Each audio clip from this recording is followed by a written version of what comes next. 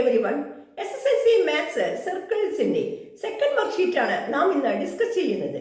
ഈ വർക്ക്ഷീറ്റുകൾ കൃത്യമായി ചെയ്യുന്ന ഒരു കുട്ടിക്ക് കൃത്യമായി അനലൈസ് ചെയ്ത് ആ പ്രോബ്ലത്തെ ഭയമില്ലാതെ ഫേസ് ചെയ്യുവാൻ സാധിക്കും എന്ന് ഉറപ്പുണ്ട്.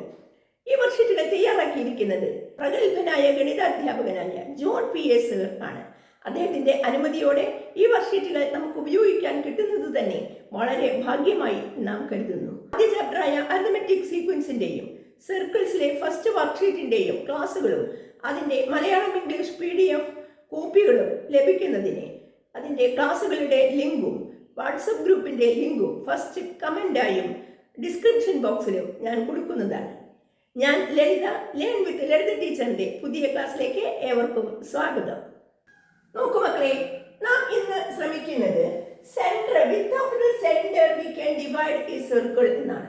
സെന്റർ യൂസ് ചെയ്യാതെ, സെൻട്രൽ ആംഗിൾ അളക്കാതെ നമുക്ക് എങ്ങനെ ഒരു സർക്കിളിനെ ഡിവൈഡ് ചെയ്യാൻ സാധിക്കും എന്നാണ്. കഴിഞ്ഞ വർഷത്തിൽ നാം എന്താ പറഞ്ഞത്? സെൻട്രൽ ആംഗിളിന് പ്രൊപ്പോർഷണൽ ആയിരിക്കും ആർക്ക് ലെങ്ത്.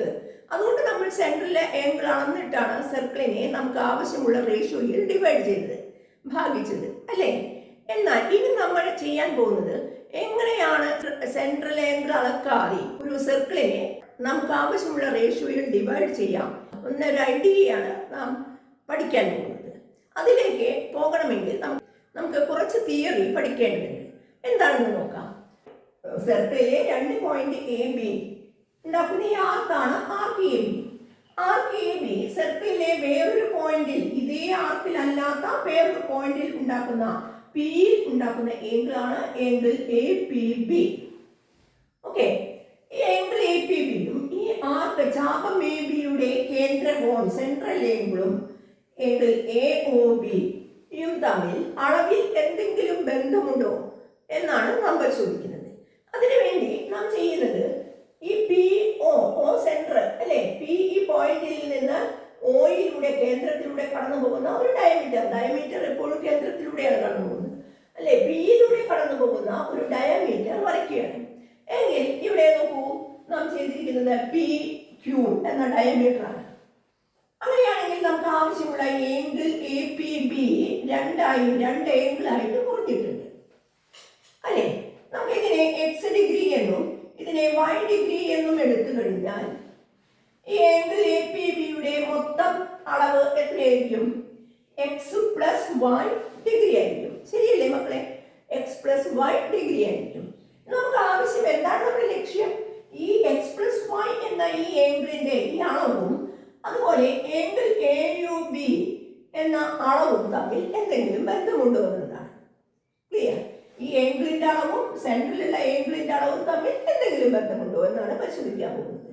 നോക്കൂ, ഈ 2 ട്രയാങ്കിൾ ആയിട്ട് ഇവിടെ മുറിഞ്ഞത് കാണാം. ഈ 2 ട്രയാങ്കിളും എന്ത് തരം ട്രയാങ്കിൾ ആണ് എന്ന് നന്നായി ഒന്ന് ശ്രദ്ധിച്ചു നോക്കുക. അതായത് ട്രയാങ്കിൾ AOP എന്ന ഈ ട്രയാങ്കിൾ എന്ത് തരം ട്രയാങ്കിൾ ആണ്? ഇതിന്റെ സൈഡുകൾ നോക്കി നോക്കൂ. OP എന്ന ഒരു സൈഡ് അത് റേഡിയസ് ആണ് എന്ന് നിങ്ങൾക്കറിയാം, അല്ലെ? OP എന്നത് റേഡിയസ് ആണ്. അതുപോലെ OA എന്നതും റേഡിയസ് ആണ്. തീർച്ചയായിട്ടും ഈ 2 സൈഡുകൾ സെയിം ആയിരിക്കില്ലേ? സെയിം ലെങ്ത് ആയിരിക്കും. റേഡിയസ് സെയിം ആയിരിക്കൊണ്ട് ഈ 2 സൈഡുകളും നീളം സെയിം ആയിരിക്കും. ശരിയല്ലേ? അങ്ങനെയാണെങ്കിൽ ഈ ട്രയാങ്കിൾ എന്ത് തരം ട്രയാങ്കിൾ ആണ്? 2 സൈഡ് ഈക്വൽ ആയ ട്രയാങ്കിൾ ആണ് ഐസോസിലിസ് ട്രയാങ്കിൾ, സമപാർശ്വ ത്രികോണം. ശരിയല്ലേ? അങ്ങനെയാണെങ്കിൽ നമ്മൾ പഠിച്ച ഐഡിയ എന്താണ്? 8ാം ക്ലാസ്സിൽ പഠിച്ച ഐഡിയ എന്താണ്? ഒരു ത്രികോണത്തിലെ തുല്യ വശങ്ങൾക്ക് എതിരെയുള്ള കോണുകൾ തുല്യമായിരിക്കും. ശരിയല്ലേ? അതായത് ഈക്വൽ സൈഡ്സിന് ഓപ്പോസിറ്റ് ഉള്ള ആംഗിൾസ് ഈക്വൽ ആയിരിക്കും എന്നാണ്. അങ്ങനെയാണെങ്കിൽ AO എന്ന ഈ സൈഡിന് ഓപ്പോസിറ്റ് ആയിട്ടുള്ള ആംഗിൾ ആണ് X ഡിഗ്രി എങ്കിൽ OP എന്ന ഈ സൈഡിന് ഓപ്പോസിറ്റ് ഉള്ള ഈ ആംഗിൾ എന്തായിരിക്കണം? X ഡിഗ്രി തന്നെ ആയിരിക്കില്ലേ? അതായത് ഇതും X ഡിഗ്രി ആണ്. ഓക്കെ, ഇനി ഈ ട്രയാങ്കിൾ നോക്കൂ. ഈ ത്രികോണവും ഒരു സമപാർശ്വ ത്രികോണം അല്ലേ? OP എന്നത് റേഡിയസ് ആരമാണ്, OB എന്നതും റേഡിയസ് ആണ്, അല്ലേ? അങ്ങനെയാണെങ്കിൽ ഈ ട്രയാങ്കിളും സമപാർശ്വ ത്രികോണമാണ്. ഇവിടെ പറഞ്ഞ അതേ ആശയം തന്നെ ഇവിടെയും പറയാം നമുക്ക്. എന്താണ്? ഈക്വൽ ആയിട്ടുള്ള സൈഡുകൾക്ക് തുല്യ വശങ്ങൾക്ക് എതിരെയുള്ള കോണുകൾ തുല്യമായിരിക്കും. അങ്ങനെയാണെങ്കിൽ ഒ ബിക്ക് ഓപ്പോസിറ്റ് ആണ് y ഡിഗ്രി. ഈ ട്രയാങ്കിളിൽ ഒ ബി എന്ന സൈഡിന് ഓപ്പോസിറ്റ് ഉള്ള ആംഗിൾ ആണ് y ഡിഗ്രി. എങ്കിൽ ഒ പി എന്ന സൈഡിന് ഓപ്പോസിറ്റ് ഉള്ള ആംഗിൾ ഏതായിരിക്കും? ഈ രണ്ട് പോയിന്റും അല്ലാതെ, ഈ രണ്ട് ശീർഷങ്ങളും അല്ലാതെ ഇതിന്റെ മൂന്നാമത്തെ ശീർഷം അല്ലേ, ബി, ഇതിനെതിരെയുള്ള ആംഗിൾ ആണ് ആംഗിൾ ബി. ഇത് എത്ര ഡിഗ്രി തന്നെ ആയിരിക്കും? y ഡിഗ്രി ആയിരിക്കും. ഓക്കെ, ഇത്രയും ക്ലിയർ ആയല്ലോ അല്ലേ? സമപാർശ്വ ത്രികോണം, ഐസോസിലസ് ട്രയാങ്കിൾ എന്നൊരു ആശയത്തിൽ നിന്നാണ് നമ്മൾ ഇത്രയും എത്തിച്ചത്. നമുക്ക് എത്തേണ്ടത് ഇവിടേക്കാണ് എന്ന് നോക്കണം. നമ്മുടെ ലക്ഷ്യം ഒരിക്കലും മറന്നു പോകല്ലേ. നമുക്ക് AOB എന്ന ആംഗിളിന്റെ അളവാണ് നമുക്ക് കണ്ടുപിടിക്കേണ്ടത്. ക്ലിയർ? അങ്ങനെയാണെങ്കിൽ ഈ ട്രയാങ്കിൾ നോക്കൂ. ഈ ട്രയാങ്കിളിലെ രണ്ട് ആംഗിളുകൾ x ആണെങ്കിൽ ഈ ആംഗിൾ എത്രയാണ് എന്ന് നിങ്ങൾക്ക് പറയാൻ സാധിക്കുമോ? നിങ്ങൾ പഠിച്ചിട്ടുണ്ട്, ഒരു ട്രയാങ്കിളിലെ രണ്ട് ആന്തര കോണുകളുടെ തുക അതിന്റെ മൂന്നാമത്തെ ശീർഷത്തിലുള്ള ബാഹ്യ വിദൂര കോണിന് തുല്യമായിരിക്കും. ശരിയല്ലേ? അതായത് ഈ രണ്ട് ആംഗിളിന്റെ സം ആയിരിക്കും ഇവിടെ ഉള്ളത് 2x. മനസ്സിലായില്ലേ? ഒരു ത്രികോണം AOP എന്ന ഈ ത്രികോണത്തിലെ രണ്ട് ആന്തര കോണുകളാണ്, ഇന്റീരിയർ ആംഗിൾസ് ആണ് x ഡിഗ്രി വീതമുള്ളത്. ആ രണ്ട് ആംഗിളിന്റെയും തുകയായിരിക്കും, സം ആയിരിക്കും അതിന്റെ മൂന്നാമത്തെ ശീർഷത്തിൽ. ഇതിന്റെ ഏത് കോണ്? ബാഹ്യ കോണിന്റെ അളവ്, പുറം കോണിന്റെ അളവ്, പുറം കോൺ, ഇതിന്റെ ഈ ശീർഷത്തിലുള്ള പുറം കോൺ, അതായത് ഈ കോണാണ്. ശരിയല്ലേ? അതായത് ഇത് 2x ഡിഗ്രി ആയിരിക്കും. ഇതേപോലെ തന്നെയല്ലേ ഈ ട്രയാങ്കിൾ നോക്കി നോക്കൂ. രണ്ട് ഇന്റീരിയർ ആംഗിൾസ് ആണ് y പ്ലസ് y, അത് y-ഉം y-ഉം, അതായത് അതിന്റെ സം 2y ആണ്. അത് തന്നെയായിരിക്കും ഈ ഓയിൽ ഉണ്ടാക്കുന്ന ഈ ആംഗിൾ, അതായത് 2y. ഇപ്പൊ നമ്മൾ എവിടെ എത്തി? നമുക്ക് ആംഗിൾ APB എന്ന് പറയുന്നത്, x പ്ലസ് y ആണ് എന്ന് നമുക്കറിയാം. നമ്മൾ അതിൽ നിന്ന് സ്റ്റാർട്ട് ചെയ്ത് നമ്മൾ എത്തിയത് ആംഗിൾ AOB എന്ന് പറയുന്നതോ, ആംഗിൾ AOB എന്ന് പറയുന്നത് 2x plus 2y, 2x plus 2y. Okay, നമുക്ക് 2 കോമൺ ഫാക്ടർ ആണ് അല്ലേ, പൊതു ഘടകമാണ്. അത് പുറമേക്ക് എടുത്താൽ 2 into x plus y. 2 into x plus y എന്ന് പറഞ്ഞാൽ എന്താണ്? 2 into x plus y എന്ന് പറയുന്നത് ആംഗിൾ APB ആണ്, ആംഗിൾ APB. ഓക്കെ, നമ്മളിപ്പോ എവിടെ എത്തി?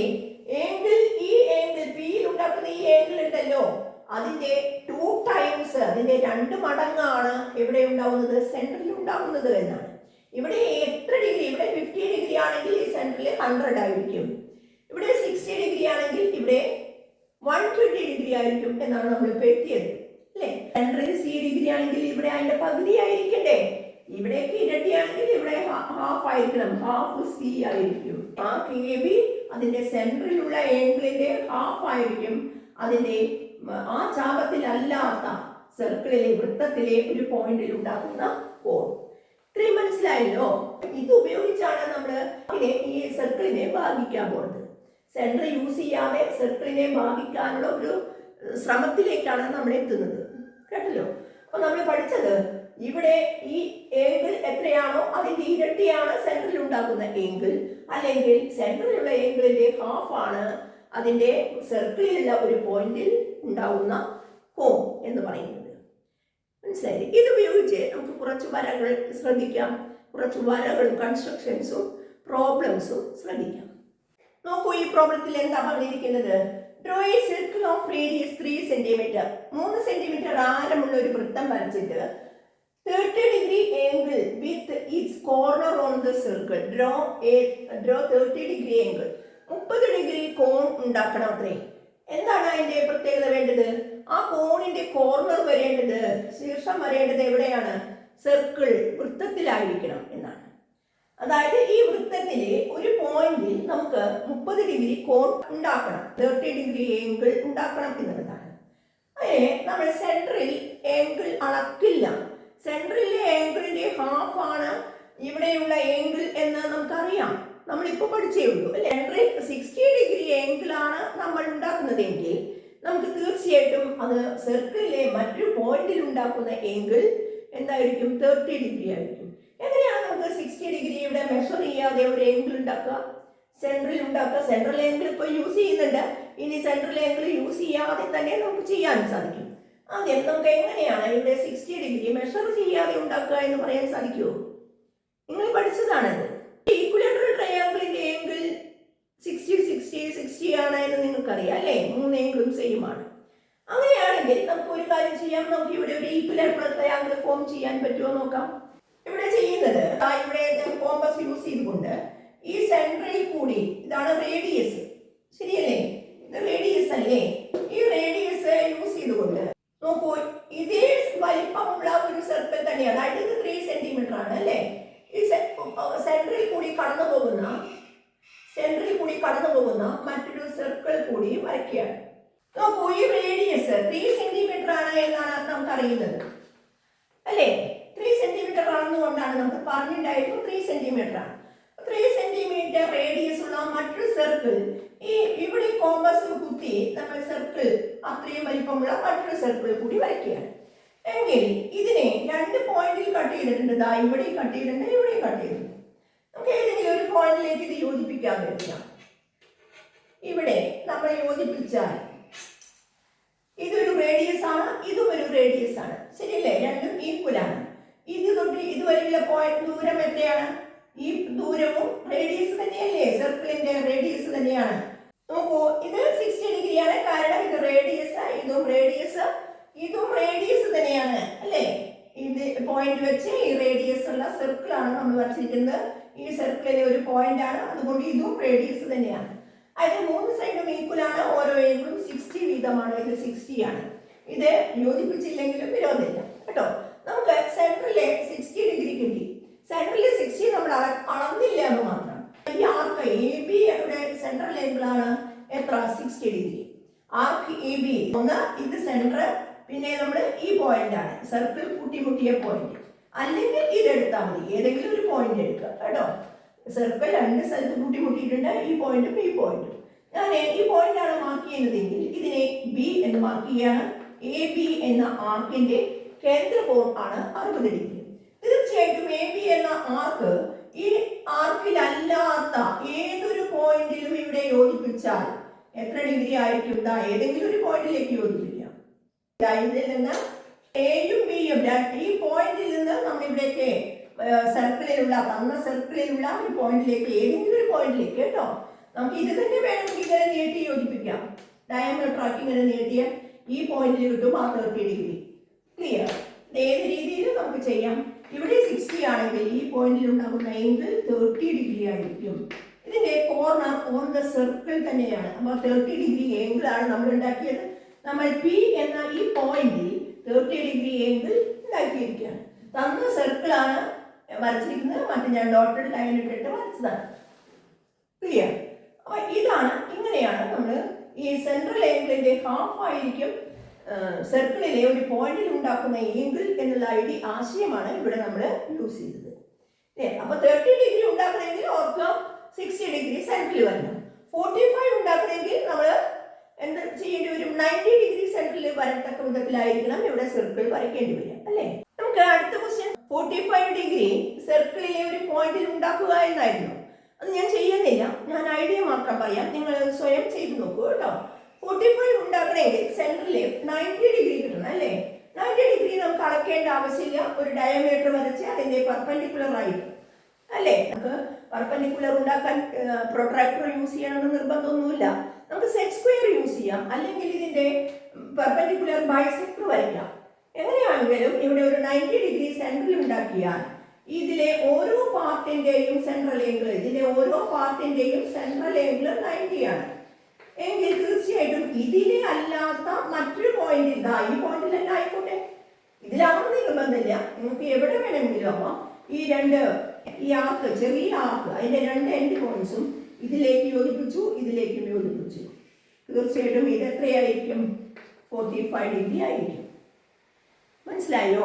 സെൻട്രലിലുള്ള ഈ ആർക്കിന്റെ സെൻട്രലിലുള്ള ഏംഗിൾ 90 ആണെങ്കിൽ ഈ ആർക്ക് സർക്കിളിലെ പോയിന്റിൽ ഉണ്ടാക്കുന്ന ഏംഗിൾ 45 ഡിഗ്രി ആയിരിക്കും.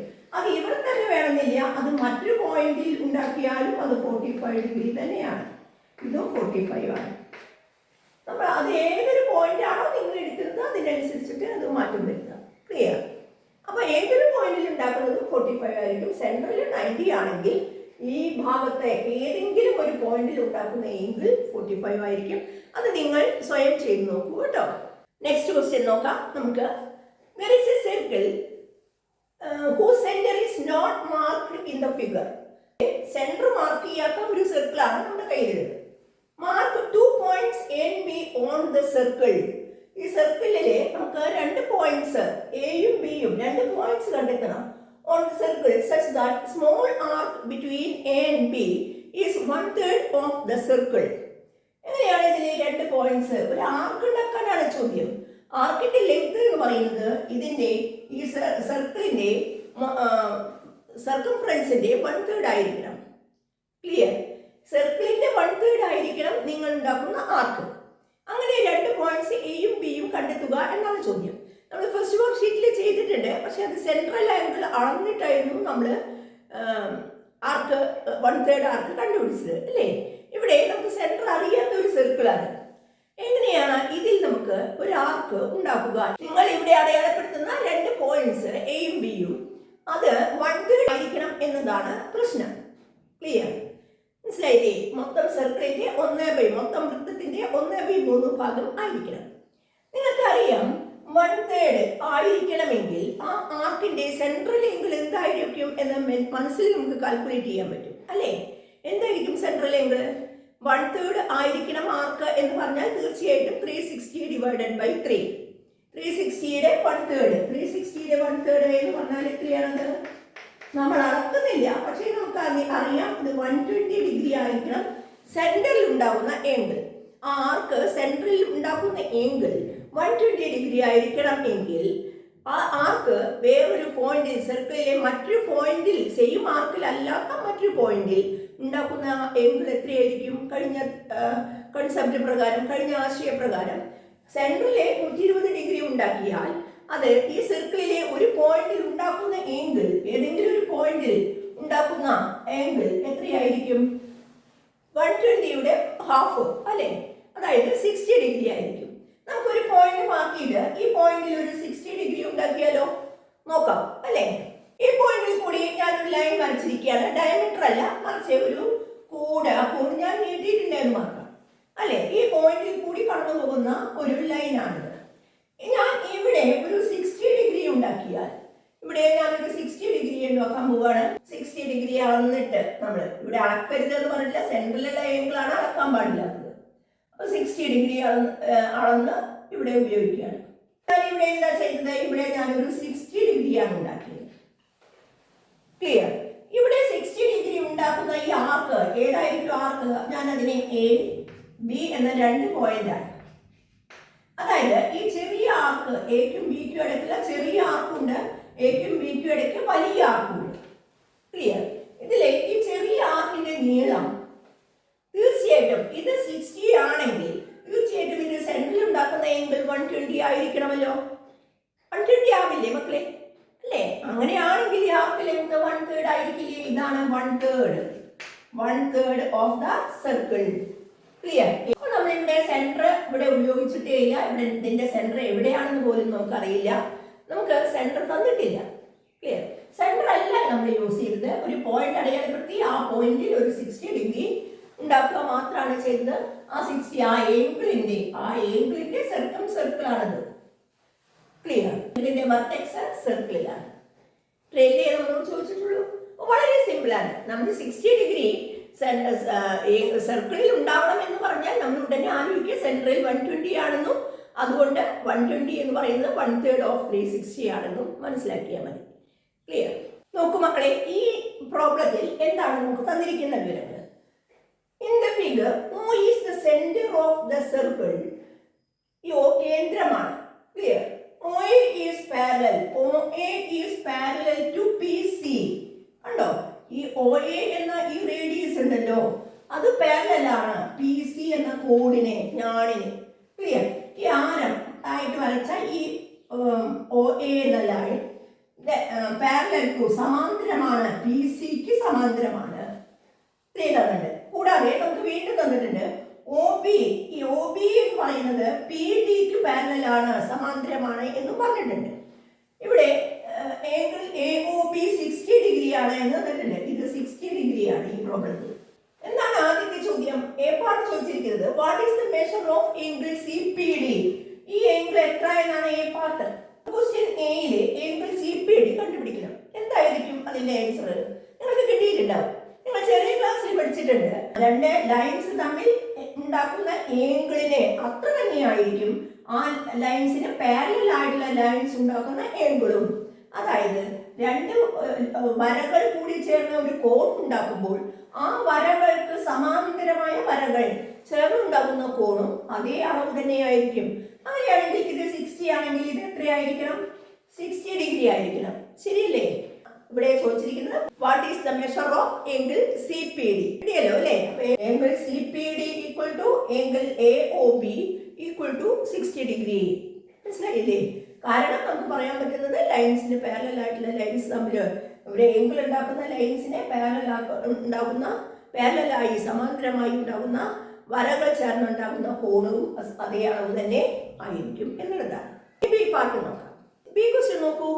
എന്താണ് പറഞ്ഞിരിക്കുന്നത്? What part of the circumference. What part of the circumference. Circumference അറിയാലോ, ചുറ്റളവ് അല്ലേ, perimeter of the circle comes in between C and D marked in the figure. ഇവിടെ മാർക്ക് ചെയ്തിട്ടുണ്ട് കേട്ടോ. ഈ പാർട്ട് ഇങ്ങനെയാണ് മാർക്ക് ചെയ്തിരിക്കുന്നത് ചിത്രത്തിൽ. സിക്കും ഡിക്കും ഇടയിൽ രണ്ട് പാർട്ടുകളുണ്ട്. ഇവിടെയും ഒരു ആർക്കുണ്ട്, ഇവിടെയും ഒരു ആർക്കുണ്ട്. ചോദ്യം, സിക്കും ഡിക്കും ഇടയ്ക്കുള്ള ഈ ആർക്ക് എത്ര പാർട്ടായിരിക്കും, സർക്കംഫറൻസിന്റെ എത്ര പാർട്ടായിരിക്കും എന്നതാണ് ചോദ്യം. ക്ലിയർ? ഇവിടെ നമുക്ക് അറിയുന്ന പോയിന്റ് എന്താണ്? ചോദ്യം എന്താണ്? സിക്കും ഡിക്കും ഇടയിൽ ഈ മാർക്ക് ചെയ്തിരിക്കുന്ന ഈ ഭാഗമുണ്ടല്ലോ, അത് സർക്കിളിന്റെ എത്ര ഭാഗമാണ് എന്നാണ് ചോദ്യം. അവിടെ നമുക്ക് അറിയുന്നത് ഇത് 60 ഡിഗ്രി ആണ് എന്ന് നമ്മൾ എഴുതിയിട്ടുണ്ട്. തീർച്ചയായിട്ടും ഈ സിക്കും ഡിക്കും ഇടയിലുള്ള ഈ ആർക്കാണ് അതിന്റെ സർക്കിളിൽ ഉണ്ടാക്കുന്ന ആംഗിൾ 60 ആണെങ്കിൽ ഇതിന്റെ സെൻട്രൽ ആംഗിൾ എന്തായിരിക്കും? എങ്ങനെയാണ് സെൻട്രൽ ആംഗിൾ മാർക്ക് ചെയ്യുക? സിയിൽ നിന്ന് ഓയിലേക്ക്, ഡിയിൽ നിന്ന് ഓയിലേക്ക് അല്ലേ? സിയിൽ നിന്ന് ഓയിലേക്ക് സ്കെയിൽ യൂസ് ചെയ്ത് വരയ്ക്കുക കേട്ടോ. ഈ ആംഗിൾ എത്രയായിരിക്കും?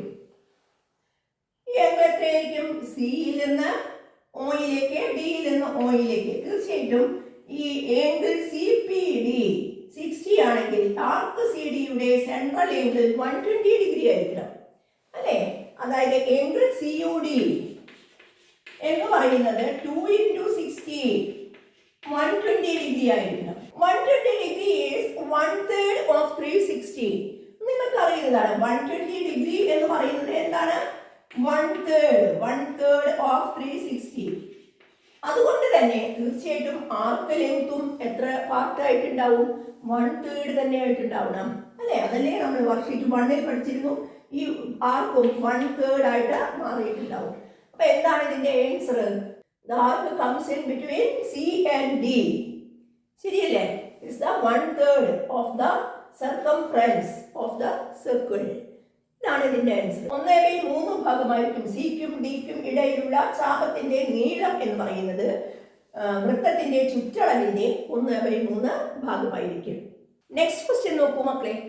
ഇവിടെ in the figure A B equal to A C equal to A D. നോക്കാം, എ മുതൽ ബി വരെയുള്ള അതേ ലെങ്ത് തന്നെയാണ്, നീളം തന്നെയാണ് എ മുതൽ സി വരെയുള്ളത്. അത് തന്നെയാണ് എ മുതൽ ബി വരെയുള്ള നീളം അല്ലേ? ഈ മൂന്ന് നീളങ്ങളും തുല്യമാണ് എന്ന് തന്നിട്ടുണ്ട്. Angle B A C 40 degree, 40 ഡിഗ്രിയാണ് അത്രേ ആംഗിൾ ബി എ സി. ഇവിടെ അടയാളപ്പെടുത്തിയിട്ടുണ്ട്. നമ്മളോടുള്ള ചോദ്യം ഇതാണ്, what is the measure of angle B D C.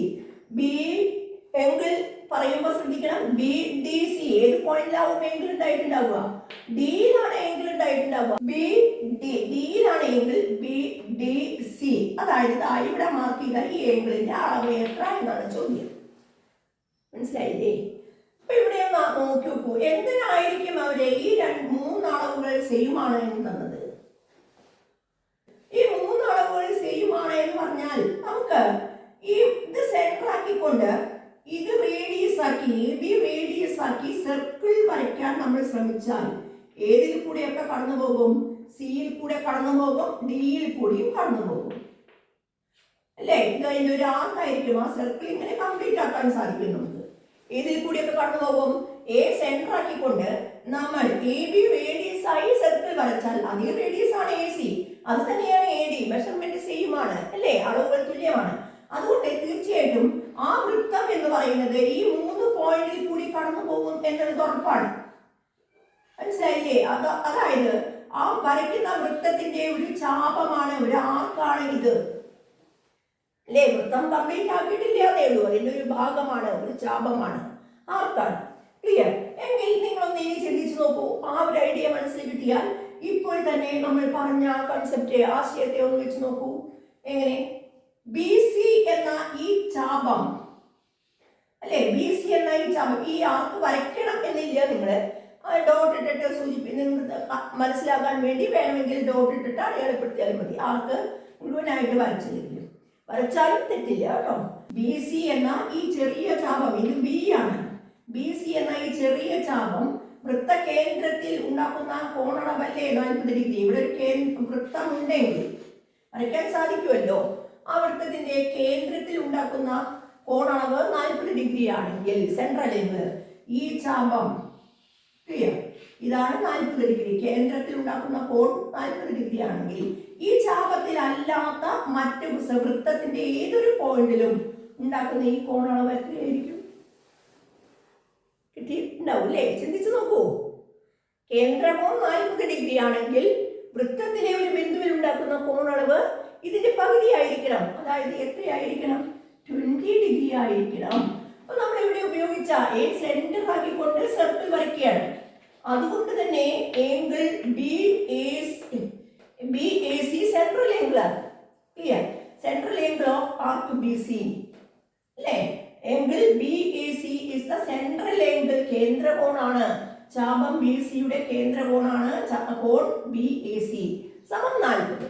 അതുകൊണ്ട് തന്നെ ഈ ചാപത്തിൽ അല്ലാത്ത മറ്റൊരു ബിന്ദുവിൽ, വൃത്തത്തിലെ ഒരു ബിന്ദുവിൽ ഉണ്ടാക്കുന്ന കോണളവാണ് ആംഗിൾ BDC.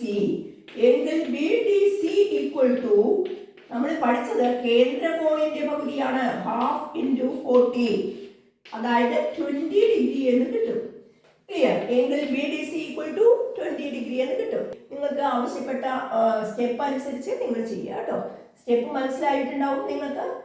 ആർക്ക് BC ഇവിടെ സെൻട്രൽ ആംഗിൾ ആണ് 40, അതുകൊണ്ട് അതിന്റെ ഹാഫ് ആയിരിക്കും ആ സെയിം ആർക്കിലല്ലാത്ത മറ്റൊരു പോയിന്റിൽ ഉണ്ടാക്കുന്ന ആംഗിൾ എന്ന് പറയുന്നത് ഹാഫ് ആയിരിക്കും.